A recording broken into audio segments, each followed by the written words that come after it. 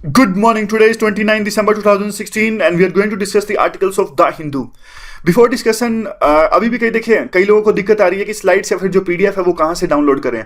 तो मैं आपको बताता हूँ कि जो डिस्क्रिप्शन बॉक्स है, जो वीडियो का नीचे डिस्क्रिप्शन बॉक्स होता है, उसमें दो लिंक्स दिए गए हैं। एक लिंक है onlyis.com का, इस पर आप सब्सक्राइब कर सकते हैं, आपके ईमेल इनबॉक्स में आपको मिल जाएगी पीडीएफ। दूसरा है फेसबुक पेज पे आप लाइक कर सकते हैं, वहां पे आपको पीडीएफ मिल जाएगी जो हम डिस्कशन करते हैं इसकी। दूसरा देखिए, नोट्स बनाने में कई बार दिक्कत आती है और सभी को आती है, मतलब ऐसा कुछ नहीं है कि सिर्फ एक या दो बंदों को आती है। देखिए, नोट्स तो जो बना सकते हैं, हमें नोट्स ऐसे बनाने हैं जो कि बहुत ज्यादा रिवीजन फ्रेंडली हों। बाद में जब मेंस के पेपर होते हैं बिल्कुल भी टाइम नहीं मिलता, बिल्कुल भी टाइम नहीं मिल पाता। और 5 दिनों के अंदर देखिए मेंस के 10 पेपर हो जाते हैं, 9 पेपर हो जाते हैं 5 दिनों के अंदर में। एक दो छुट्टी है तो आप बढ़ा लीजिए टाइम, लेकिन बाद में देखिए उस टाइम पे इतना ज्यादा हम पढ़ लेते हैं तो रिवाइज नहीं हो पाता। इसलिए नोट्स हमारे कीवर्ड की फॉर्म में हो तो ज्यादा बेहतर है, जिसे अच्छे से रिवाइज किया जा सके। जैसे देखिए एग्जांपल देता हूँ, ये डिमोनेटाइजेशन का टॉपिक है, तो यहाँ पे बिल्कुल आप कीवर्ड लिखिए कि करप्शन कम होएगा इससे। तो आपको देखिए प्रोज लिखने हैं तो इस तरह से लिखिए आप, करप्शन है सिर्फ एक कीवर्ड, टेरर फंडिंग दूसरा कीवर्ड। आगे तो देखिए इतने मैच्योर तो हम है ही हैं कि शुरू में आपको दिक्कत आ सकती है कि कैसे कीवर्ड को रिलेट करना है। जो सिर्फ जिसने अभी तैयारी स्टार्ट करी है 1-2 महीना, अगर आपने 3-4 महीने भी तैयारी कर ली है तो ये कीवर्ड से आप सारा कुछ समझ जाओगे। करप्शन कैसे कम होएगा, टेरर फंडिंग कैसे कम होएगी। और एक कीवर्ड हमारी पूरी की पूरी लाइनें हैं, वहां पे एग्जामिनर मेंस में देखते ही कीवर्ड हैं। अगर आपको आपकी आंसर में करप्शन कहीं ना कहीं दिख गया तो वो पूरा समझ जाते हैं कि इन्होंने करप्शन के बारे में लिखा है। तो इस तरह से सिर्फ कीवर्ड की फॉर्म में नोट्स बनाएंगे तो ज्यादा बेहतर रहेगा, रिवीजन अच्छे से हो जाएगी। और ज्यादा जो है देखिए मटेरियल बिल्कुल डाउनलोड मत करिए ज्यादा। देखिए टेलीग्राम से कुछ मतलब हम सभी में कमजोरी होती है, किसी एक बंदे में नहीं, हम सब में कमजोरी होती है कि टेलीग्राम से मटेरियल डाउनलोड कर लिया, किसी वेबसाइट से मटेरियल डाउनलोड कर लिया। तो ऐसा बिल्कुल मत करिए, क्योंकि बाद में ना तो रिवाइज हो पाता है, बहुत ज्यादा टाइम वेस्ट हो जाता है हमारा। देखिए जिस चीज की जरूरत है आपको ये पेपर क्लियर करने के लिए, वो है डिटर्मिनेशन, वो है विल पावर, वो है एक स्ट्रॉन्ग इच्छा शक्ति, दृढ़ निश्चय। वो तो कहीं ना तो किसी टेलीग्राम से डाउनलोड किया जा सकता है, ना ही किसी मार्केट से खरीदा जा सकता है। मंजिल उन्हीं को मिलती है जिनके सपनों में जान होती है, पंख से कुछ नहीं होता, हौसलों में उड़ान होती है। तो आज की हम डिस्कशन स्टार्ट करते हैं। आज कौन कौन से आर्टिकल डिस्कस करने लायक हैं। देखिए जो पहला ये आर्टिकल है वो है पॉलिटिक्स से रिलेटेड, या कोई यूज नहीं है इसका यूपीएससी में। और दूसरा ये आर्टिकल है देखिए पर्ल हार्बर में गए हैं, थोड़ा सा इसका कंटेक्स्ट डिस्कस करने लायक है, अदरवाइज कुछ ऐसा काम का है नहीं, लेकिन थोड़ा सा हम इसे डिस्कस करेंगे वर्ल्ड हिस्ट्री के कंटेक्स्ट से। जो नीचे का आर्टिकल है ये तो कोई काम का है ही नहीं, पॉलिटिक्स से रिलेटेड है। ये इजराइल के खिलाफ में जो रेजोल्यूशन पास हुआ था उसके रिगार्डिंग आर्टिकल है, तो जो भी इसमें इंपॉर्टेंट पॉइंट्स है हम निकाल कर डिस्कस करेंगे। नोटबंदी से रिलेटेड ये आर्टिकल है, 2-3 जो इंपॉर्टेंट पॉइंट है उसे डिस्कस कर लेंगे, बाकी काम का नहीं है। और जो ये नीचे वाला आर्टिकल है ये सोसाइटी का काफी इंपॉर्टेंट आर्टिकल है, इंटर मैरिज, ये सर्वे हुआ था इंटरकास्ट जो मैरिज होती है उसके बारे में। ये जो आर्टिकल है ये बॉलीवुड से रिलेटेड आर्टिकल है, वो जो बॉलीवुड की सॉफ्ट पावर है या फिर जो इसमें लेकुनस है, जो हमारा रीजनलिज्म यानी बाकी के आसपास के जो हमारे पड़ोसी देश है उनके कल्चर को ये ज्यादा एनकरेज नहीं करता। इस प्रकार से हम इसे डिस्कस करेंगे। इसके अलावा हम इकोनॉमिक्स टाइम्स के भी 1-2 आर्टिकल डिस्कस करेंगे। तो देखिए जो ये नीचे वाला आर्टिकल है उसके बारे में डिस्कस कर लेते हैं। पर्ल हार्बर में गए थे अभी जापान के प्रेसिडेंट। पर्ल हार्बर में आपको पता होगा कि सेकंड वर्ल्ड वॉर के दौरान में पर्ल हार्बर पर अटैक किया था जापान ने, उसी के साथ में यूएस ने सेकंड वर्ल्ड वॉर में शामिल होने की घोषणा कर दी थी। तो वर्ल्ड हिस्ट्री के कंटेक्स्ट में इंपॉर्टेंट हो सकता है, लेकिन इस आर्टिकल में जिसमें ज्यादा फोकस किया गया है वो लीडर्स पर फोकस किया गया था, जैसे ओबामा पर फोकस किया गया है, जापान के प्राइम मिनिस्टर पर फोकस किया गया है। बाकी जो इवेंट्स हैं जो हमारे आंसर्स में हमें लिखनी है, इवेंट्स पर ज्यादा फोकस नहीं किया गया, इसलिए ज्यादा इंपॉर्टेंट नहीं है। फिर भी जो भी इंपॉर्टेंट है हमें डिस्कस कर लेते हैं। प्रीलिम के हिसाब से ये लोकेशंस काफी इंपॉर्टेंट हो जाती है। पर्ल हार्बर कहाँ है, ये देखिए पर्ल हार्बर यहाँ है, कहाँ है ढूंढ लेता हूँ एक सेकंड, यहाँ है, हवाई में है ये पर्ल हार्बर। तो यहाँ पे देखिए ये कनाडा है और ये यूएस है और यहाँ पे ऑस्ट्रेलिया, यहाँ पे अपना भारत। तो इस तरह से ये लोकेशंस आप देख लेना, काफी इंपॉर्टेंट है। तो थोड़ा देखिए आपको एक कंटेक्स्ट बता देता हूँ, इवेंट्स बता देता हूँ ताकि हिस्ट्री में आपको समझ में आ जाएगा। देखिए जब सेकेंड वर्ल्ड वॉर हुआ था तो 3 देश एक साथ थे जिनको एक्सिस पावर्स भी कहते हैं, जापान, जर्मनी और इटली। ये एक साथ मिलकर लड़ रहे थे और दूसरी तरफ से फ्रांस, इंग्लैंड और रशिया और छोटे मोटे और भी देश थे, ये मेन थे। तो एक तरह से इन तीनों का गठबंधन था, जापान का, जर्मनी का और इटली का, ये एक्सिस पावर्स थे। और दूसरा देखिए यूएस ने शुरू में एक न्यूट्रल अप्रोच अपनाई। यूएस ने हथियार वगैरह तो बेचे इंग्लैंड को और फ्रांस को, और मोरली वो इन्हीं के साथ था यूएस, लेकिन फिर भी ये वार में शामिल नहीं हुआ शुरू में। ना तो इन्होंने कुछ लड़ाई लड़ी, ना कुछ ऐसा कुछ किया जो कि डायरेक्ट रूप से वार में शामिल होने वाला हो। तो क्या हुआ देखिए, जापान काफी कारण बचाए जाते हैं। जापान ने क्या किया, एक पर्ल हार्बर जो था, एक वहां पे आइलैंड था, वहां पर अटैक किया इन्होंने। जो ये पर्ल हार्बर आइलैंड था वो यूएसए का था, और वहां पे इनके सारे के सारी जो नेवल पावर या फिर एयर पावर तैनात थी यूएस की सारी नहीं, मतलब काफी एयरक्राफ्ट वगैरह और काफी चीजें तैनात थी यहाँ पे।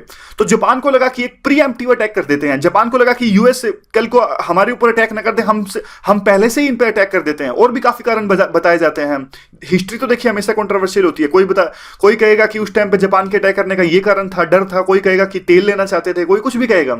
लेकिन कुल मिला के अटैक कर दिया जापान ने यूएस के पर्ल हार्बर टापू पर।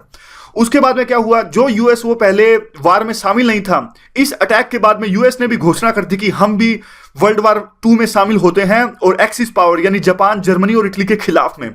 और यही सबसे बड़ी देखिए एक वो बहुत इंपॉर्टेंट मूवमेंट थी सेकेंड वर्ल्ड वार की। क्योंकि देखिए पहले ये पिछड़ रहे थे, इंग्लैंड और रशिया और फ्रांस थे, ये मिलकर वार लड़ रहे थे, ये पिछड़ रहे थे। यूएस के वार लड़े जाने के साथ में ही एकदम से ये हावी हो गए। मतलब यूएस के पावर उस टाइम पे काफी अच्छी थी, एक तरह से यूएस उस टाइम पर काफी पावर अर्जित कर चुका था। तो यहां पे देखिए, तो एक तो इवेंट ये होगी, आपको याद रखना जो इस आर्टिकल में डिस्कस किया है, कि जापान ने अटैक किया पर्ल हार्बर पर। काफी लोग मारे गए थे यूएस के वहां पे, काफी इनकी जो वहां पे इंफ्रास्ट्रक्चर था वो तहस नहस हो गया था। बाद में यूएस ने वार में शामिल होने की घोषणा करी, ये स्ट्रॉन्ग हो गए तीनों के तीनों थे। यूएस, इंग्लैंड का जो ग्रुप था ये स्ट्रॉन्ग हो गया। बाद में देखिए जैसे ही वर्ल्ड वार ऑलमोस्ट खत्म हो चुका था, तो यूएस ने न्यूक्लियर बॉम्ब से अटैक किया जापान की 2 सिटीज पर, जिनका नाम था हिरोशिमा एंड नागासाकी। और 70 साल बाद जब यूएस ने 2 अटैक कर दिए इन दोनों सिटी पर, हिरोशिमा और नागासाकी पे, अब इसी साल दोनों के दोनों लोग, यानी देखिए जापान ने अटैक किया पर्ल हार्बर, तो जापान के प्रेसिडेंट ने विजिट किया है जब पर्ल हार्बर में। और उनकी एक विजिट एक ये सिंबॉलिक है कि वहां पे जो लोग मारे गए थे उनके प्रति एक संवेदना प्रकट करना कि हाँ भाई हमें सॉरी है, हमने उस घटना को अंजाम दिया। तो इस तरह की बात है, सिंबोलिज्म है। यानी अभी देखिए जापान के प्रेसिडेंट गए थे पर्ल हार्बर में, जहां इन्होंने अटैक किया था पहले, और वहां के यूएस के लोग मारे गए थे। और बराक ओबामा भी इसी साल गए थे वहां पर, हिरोशिमा और नागासाकी वहां पर गए थे, इस बात पर संवेदना प्रकट करने की हमने न्यूक्लियर अटैक किया था और यहाँ पे लोग मारे गए थे। इस तरह से एक सिंबोलिज्म है, उसी बात में ये आर्टिकल है। तो खास क्वेश्चन बनता नहीं है, इस पे नहीं आएगा क्वेश्चन तो, लेकिन थोड़ा आपको पता होना चाहिए, लोकेशन इंपॉर्टेंट है। अगला आर्टिकल देखिए, अगला आर्टिकल भी इजराइल के खिलाफ में जो रेजोल्यूशन पास हुआ है उसके रिगार्डिंग है।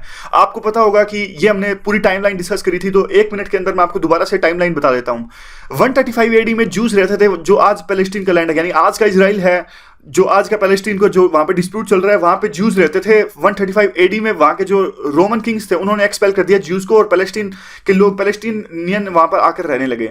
तो ज्यूज वहां से जो गए 135 एडी से, वो गए देखिए ईस्टर्न यूरोप में, और स्कैटर्ड हो गए अलग अलग यूरोप की कंट्रीज में।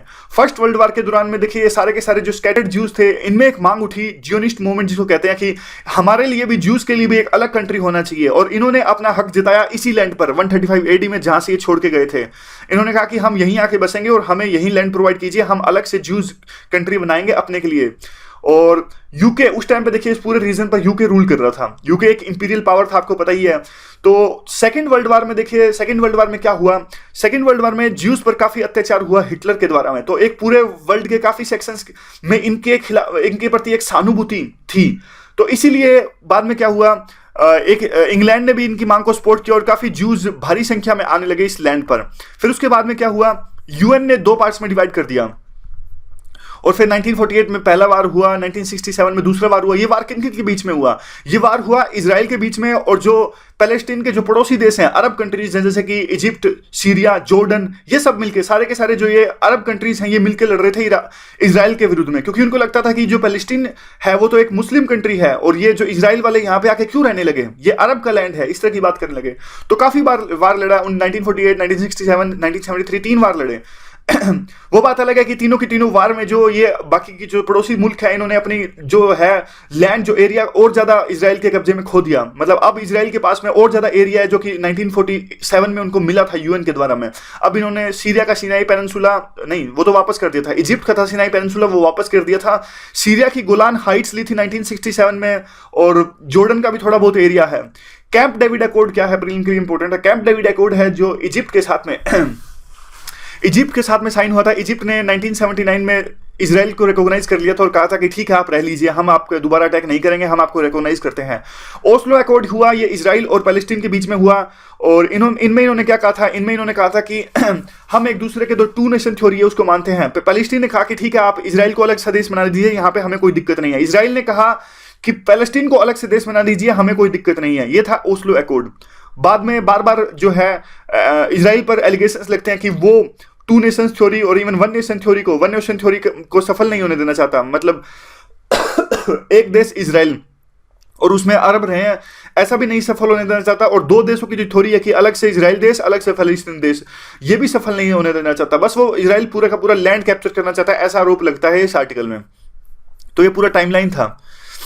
तो अब देखते हैं क्या है।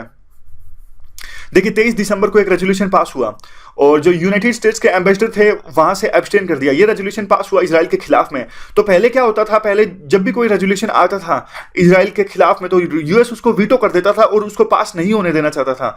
लेकिन अब यूएस ने एब्सटेन कर लिया है इस बारी। तो एक तरह से हुआ क्या, किसके खिलाफ में एब्सटेन किया गया है?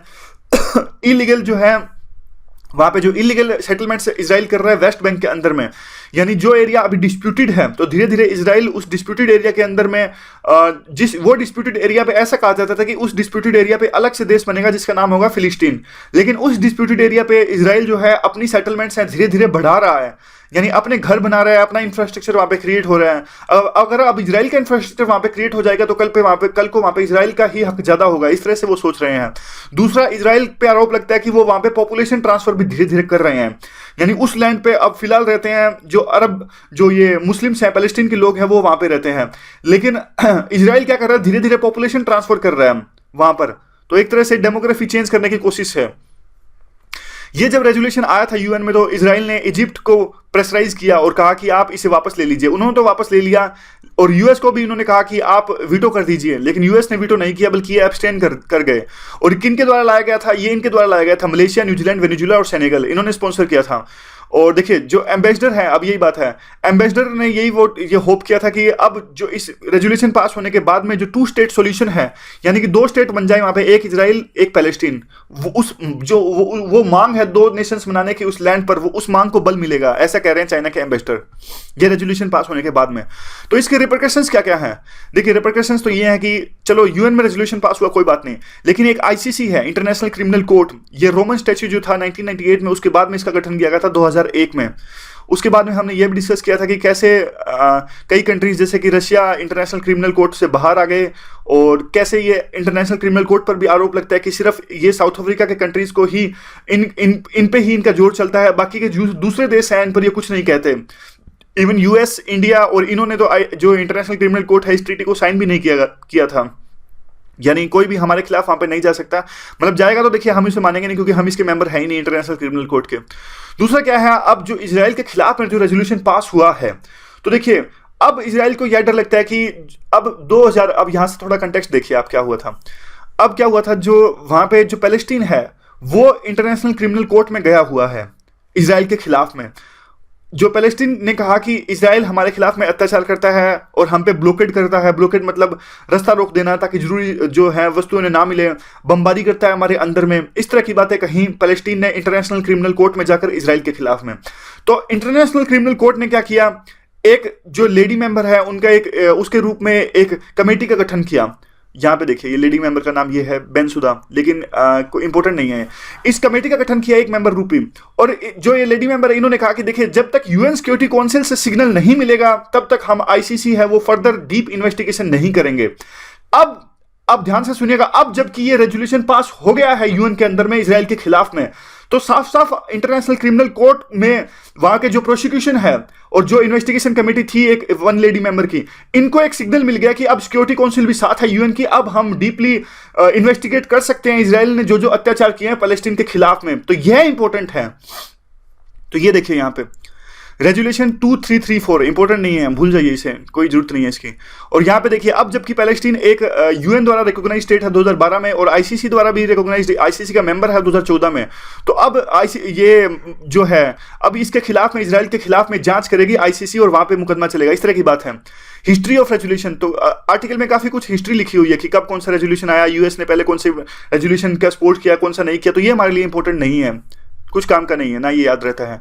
एलिमेंट ऑफ क्रिमिनलिटी, इसमें थोड़ी सी बात है। देखिए ओस्लो एकॉर्ड्स में हमने अभी बैकग्राउंड में डिस्कस किया कि कैसे ओस्लो एकॉर्ड में इजराइल और पैलेस्टीन दोनों ने मान लिया था कि हम दोनों दो स्टेट की जो थ्योरी है उसको मानते हैं, यानी जो इजराइल है वो कहेगा कि हमारा देश भी रहे वहां पे और पैलेस्टीन का देश भी रहे, और पैलेस्टीन ने भी यही कहा, जो वहां का जो मॉडरेट ग्रुप्स थे उन्होंने भी यही कहा कि इजराइल तो यहाँ पे रहे और हमें भी हमारा देश बनाने दीजिए। तो टू नेशन की थ्योरी वहां पे इस अकॉर्ड के तहत आई, लेकिन इजराइल इसको मानता नहीं है। इजराइल जो है पोटेंशियल पैलेस्टीन स्टेट, यानी जिस लैंड पर पैलेस्टीन का स्टेट बनेगा जो अभी डिस्प्यूटेड है, तो उस पर क्या करता है, जैसे हमने पहले डिस्कस किया कि पॉपुलेशन ट्रांसफर करता है और जो है इलीगल जो कंस्ट्रक्शंस है वो ये करते हैं।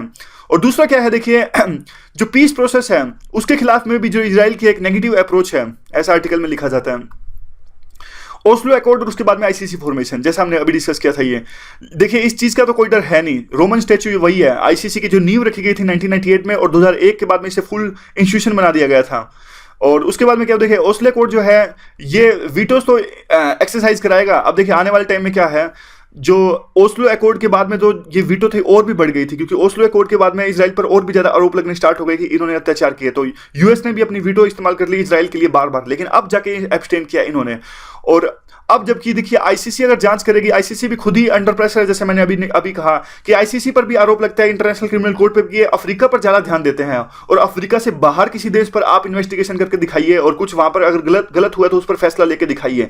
तो आईसीसी पर भी एक प्रेशर है कि जो इजराइल के खिलाफ में पैलेस्टीन गया हुआ है इस मुकदमे की जांच करके जो है सच्चाई सामने लाए और जो भी दोषी हैं उसको सजा दें या फिर कुछ ना कुछ ऐसा रिकमेंडेशन करें, इस तरह की बात है।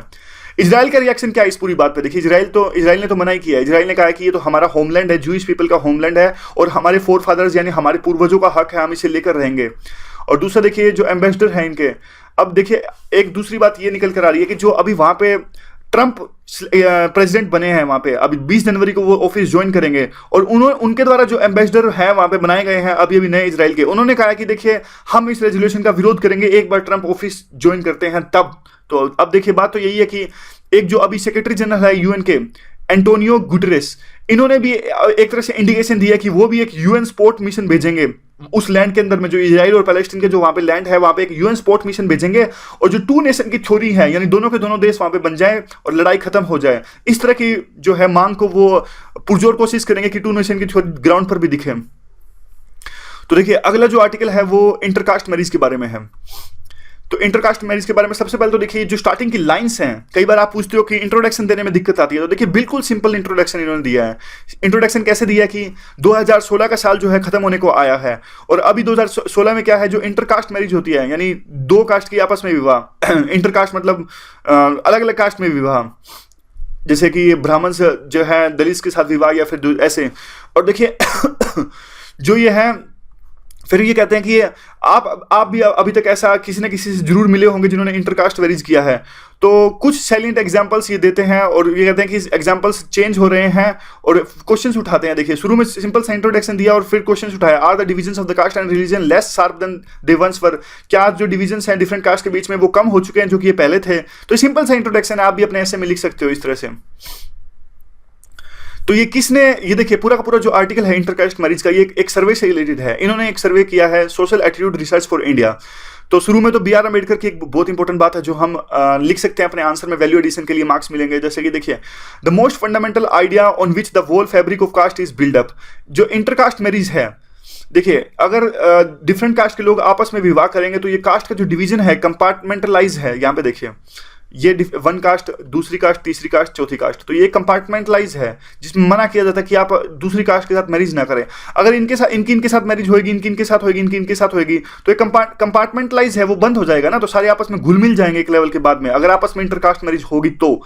इसीलिए अंबेडकर जी कहते थे कि जो ये फैब्रिक है पूरा का पूरा जो कास्ट का टिका हुआ है वो इंटरकास्ट मैरिज के बैन पे ही टिका हुआ है। अगर इंटरकास्ट मैरिज होनी बंद हो जाए तो आपस में सारी कास्ट सेम हो जाएंगी एक लेवल के बाद में।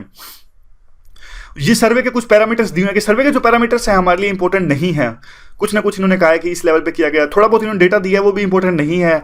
जैसे कि एग्जांपल बताता हूं आपको, 50% जो नॉन शेड्यूल कास्ट थे उन्होंने दिल्ली में कहा कि इस बात की बात कही कि वो अपोज करेंगे अगर कोई हमारा बच्चा या फिर हमारा रिश्तेदार दलित से शादी करता है तो हम विरोध करेंगे इस बात का। और यह जो आंकड़ा था 70% था उत्तर प्रदेश के अंदर में। तो ये आंकड़े की याद रखने की जरूरत नहीं है कितने परसेंट लोगों ने क्या कहा, ये तो ना तो हमें याद रहेगा बाद में और ना ही कोई, तो इसलिए इनको तो छोड़ ही दीजिए आप। और भी काफी डेटा इन्होंने दिया है। जो डेटा है इस तरह का वो एक सर्वे पे आधारित है, कोई प्राइवेट सा एनजीओ है ये, और इस तरह के डेटा कभी भी इंपॉर्टेंट नहीं होते। जो डेटा इंपॉर्टेंट होता है वो मैं आपको बता दूंगा। जैसे कि देखिए, अगर ईज ऑफ डूइंग बिजनेस में हमारा जो है स्थान मिला अभी 124 से 120 है फिलहाल, वैसे तो अभी 130 है, लेकिन मान लीजिए कम हो गया, 124 हो गया, 120 हो गया, तो इसमें हम लिखेंगे। तो इस तरह का क्वेश्चन आता है कि इंफ्रास्ट्रक्चर बनाने में इंडिया में क्या क्या दिक्कत है, तो हम अपने इंट्रोडक्शन में इस तरह का फैक्ट लिखेंगे कि जो ईज ऑफ डूइंग बिजनेस के इंडेक्स के हिसाब से हमारा जो स्थान है वो 120 है, फिर हम अपना आंसर स्टार्ट करेंगे। तो इस तरह से हम डेटा को यूज करेंगे, ऐसे कुछ भी डेटा नहीं, बेकार का डेटा नहीं। मैं आपको बता दूंगा जब भी इंपॉर्टेंट डेटा आएगा। तो ओपोजिशन कैसे है, ओपोजिशन कैसे हो रहा है इंटरकास्ट मैरिज का।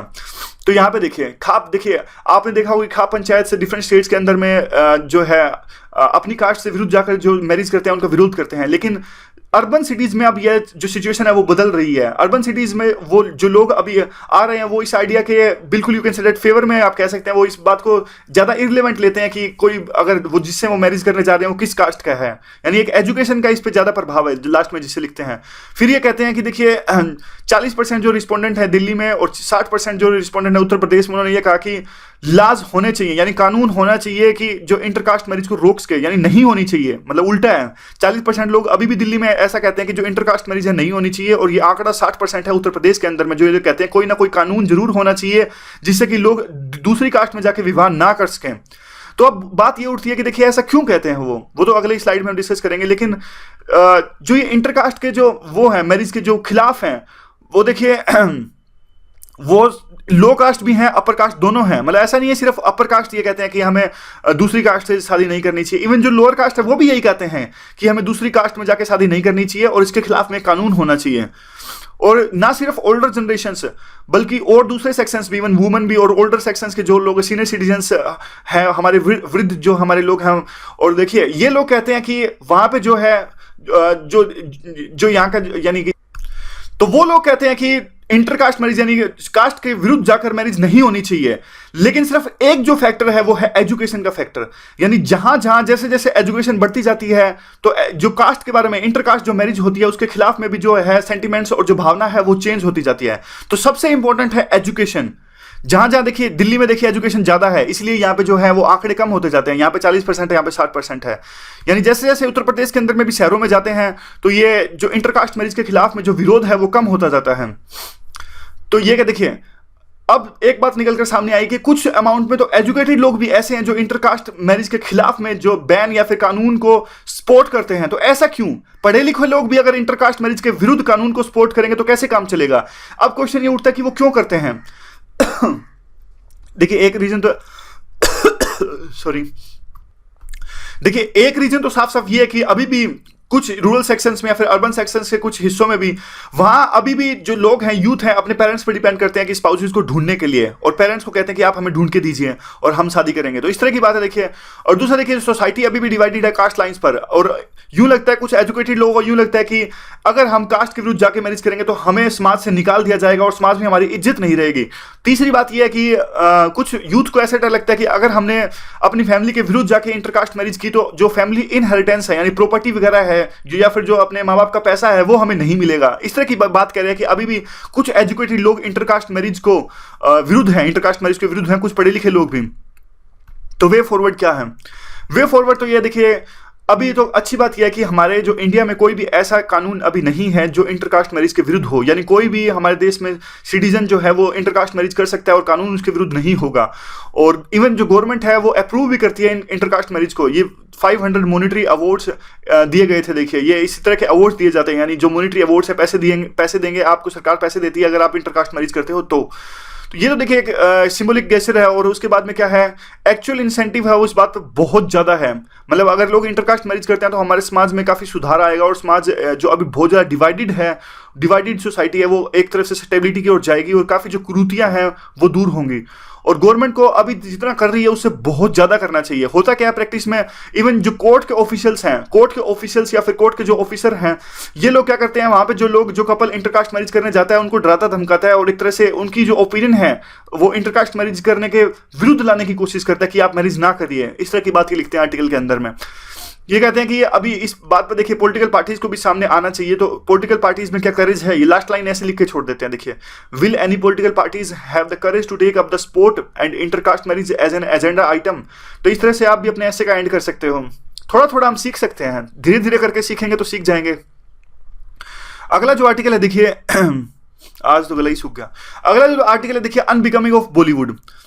जो बॉलीवुड में देखिए, अब बॉलीवुड पे ये आर्टिकल है पूरा का पूरा बॉलीवुड पे ये पूरा आर्टिकल है और थोड़े बहुत इसमें पॉइंट्स हैं वो इंपॉर्टेंट है।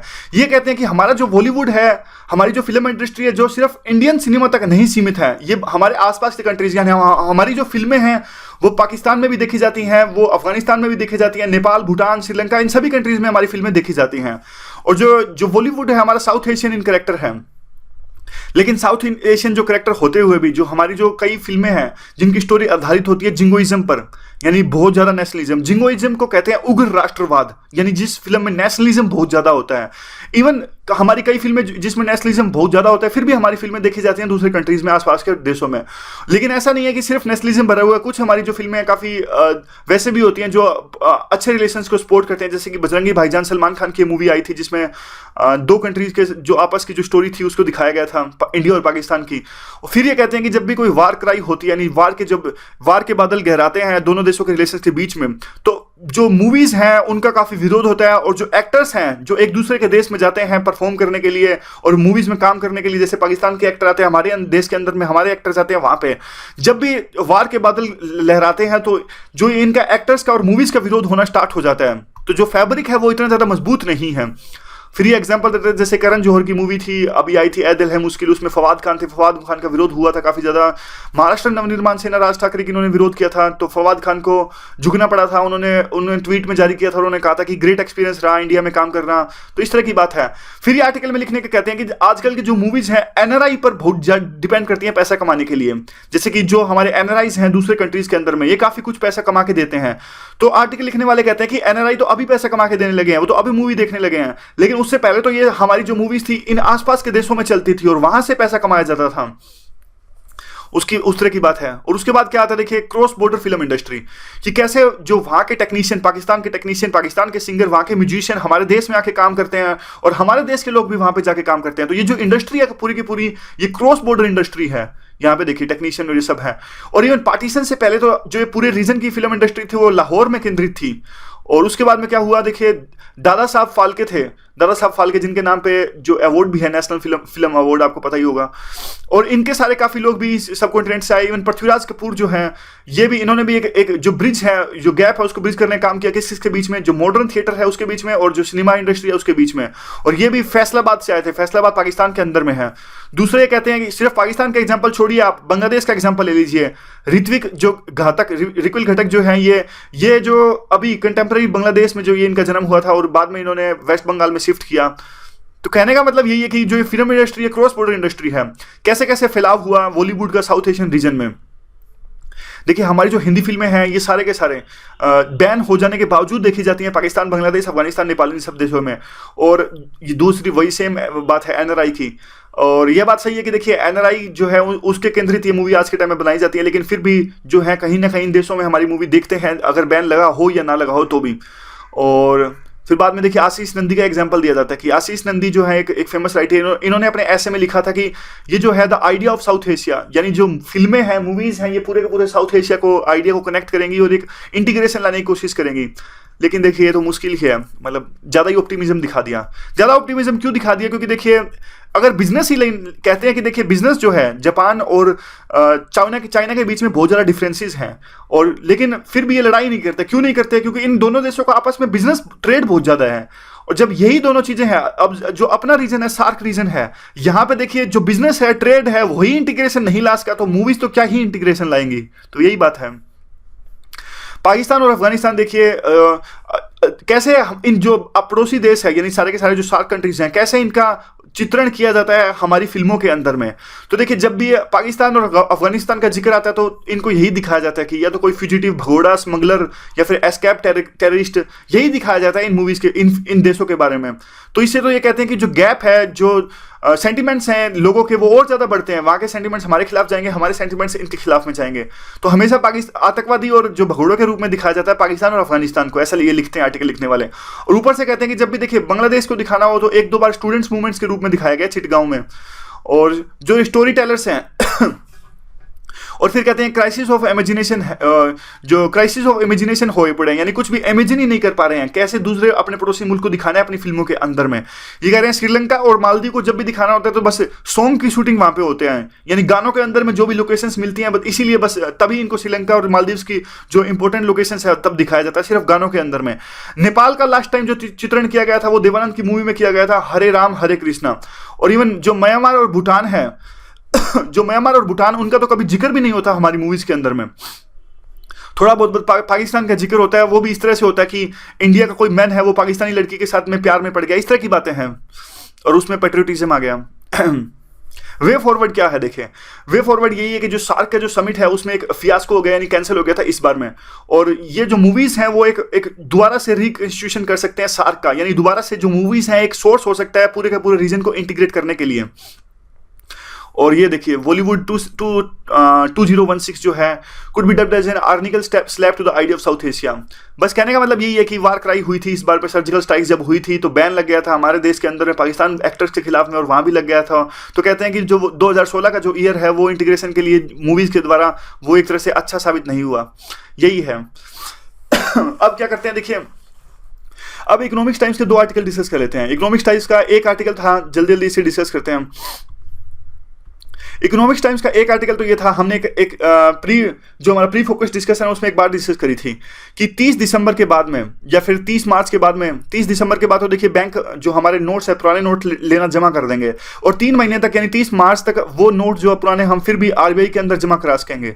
तो ये कहते हैं कि देखिए उसके बाद में सरकार एक कानून लाने जा रही है, क्या कि 5 या 10 नोटों के ज्यादा, 5 या 10 नोट, शायद 10 हैं, अभी जब कानून आएगा जब भी पता हमें एग्जैक्ट लगेगा। 10 नोटों से ज्यादा जो भी इसका आंकड़ा है, 10 नोटों से ज्यादा अगर पुराने नोट किसी के पास मिलेंगे तो उनके खिलाफ में फाइन का प्रावधान होगा, या तो उन पे 50,000 लगेंगे, यानी अगर मेरे पास मिलते हैं 15 नोट, पुराने नोट मिलते हैं तो मेरे पे 50,000 का फाइन लगेगा, या फिर कुछ इस तरह से लगेगा कि जितने ज्यादा पुराने नोट मिलते हैं उसके उतने ही गुना, यानी अगर 15 पुराने नोट मिलते हैं तो जितने की वैल्यू, अगर इसकी वैल्यू 2100 है तो 3 टाइम्स 2100 इंटू 3 6300 इतना फाइन लगेगा।